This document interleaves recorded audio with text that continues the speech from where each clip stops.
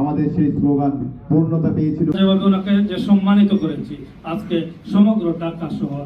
দ্বিতীয় মহিলা প্রধানমন্ত্রী নির্বাচিত হয়ে সাবেক তিনবারের প্রধানমন্ত্রী দেশনেত্রী বেগম খালেদা জিয়া সাল ধরে সদস্যপদ গ্রহণ করেছিলেন।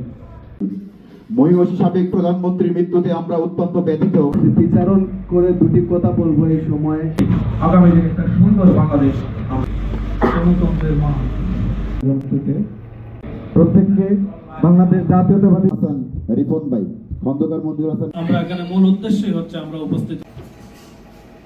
তার আগে দীর্ঘদিনের আমাদের অনেক পরিচিত শিবলি ভাই উপস্থিত আছেন, যিনি যারা মিডিয়াতে ছবি উঠে